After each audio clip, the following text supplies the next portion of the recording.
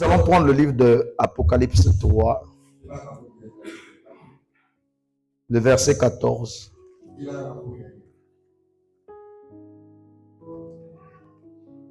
Apocalypse 3.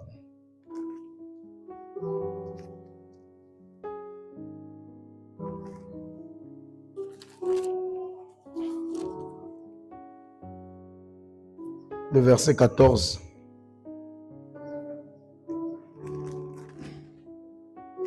Jusqu'au verset 22.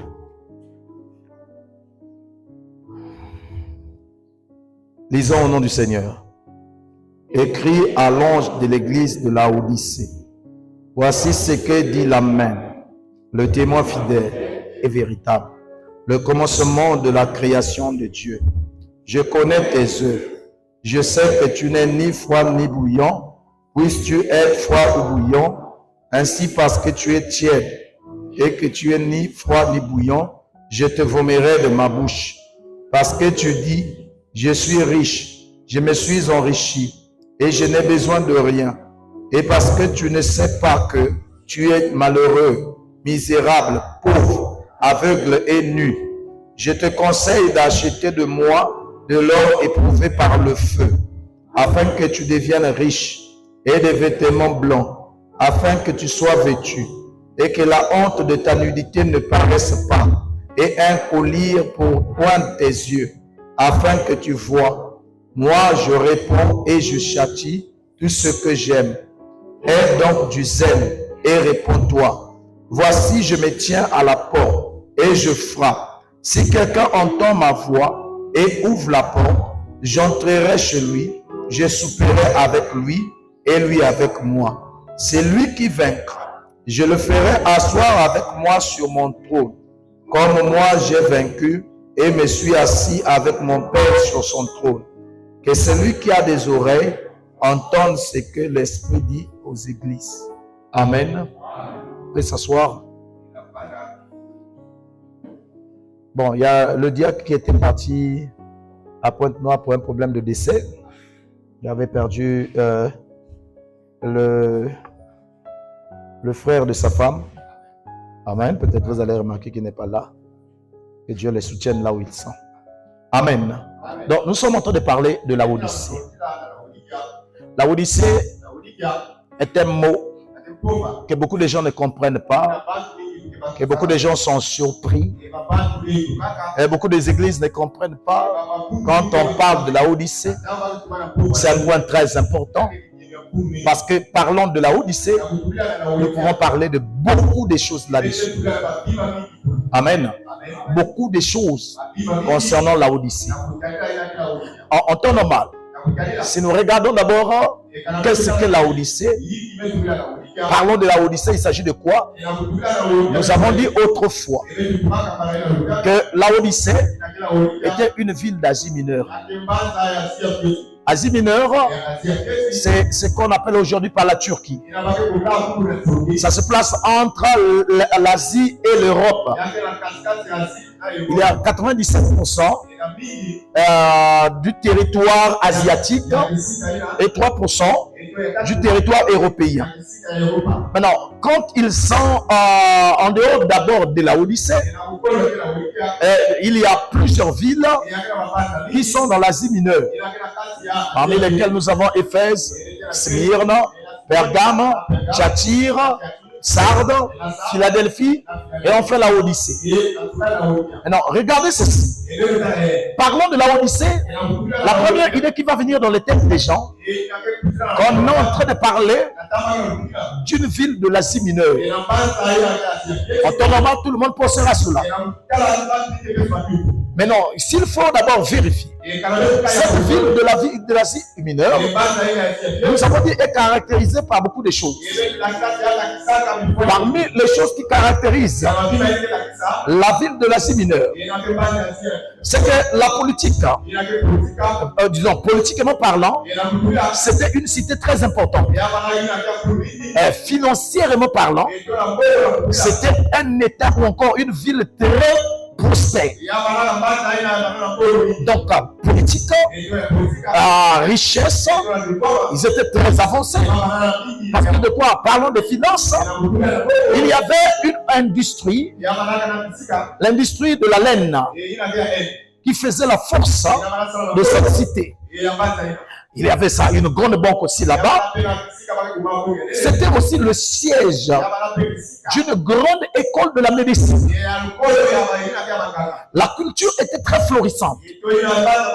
Toujours dans la Odyssée.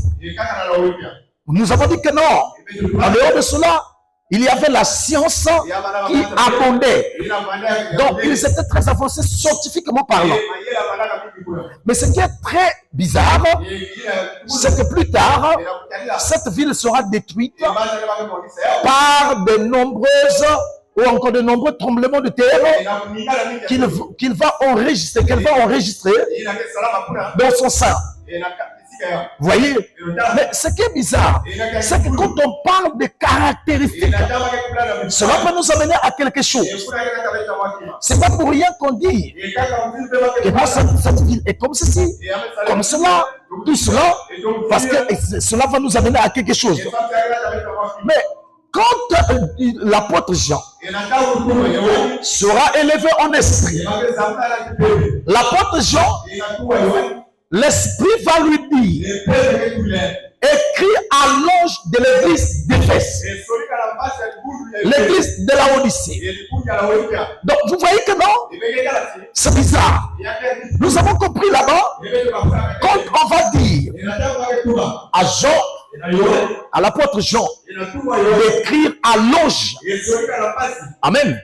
Nous avons compris la fois passée, quand nous parlons de l'ange, le mot ange, on avait dit en grec, ça veut dire angelos, qui veut dire messager.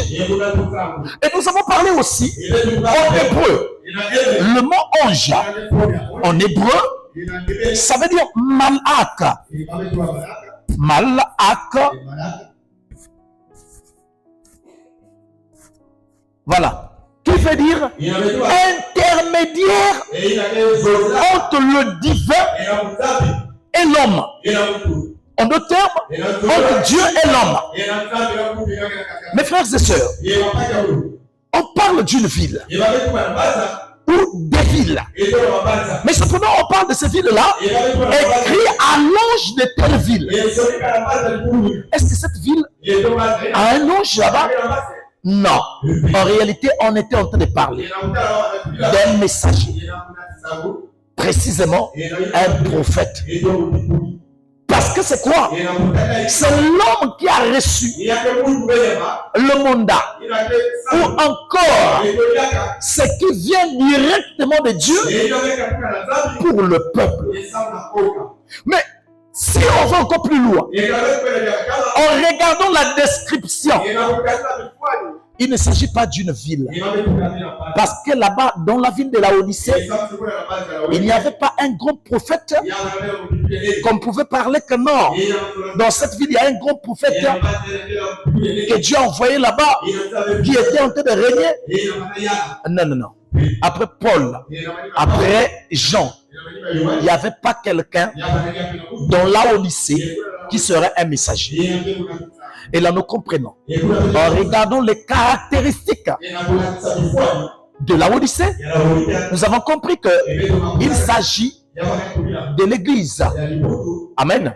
Du 20e siècle.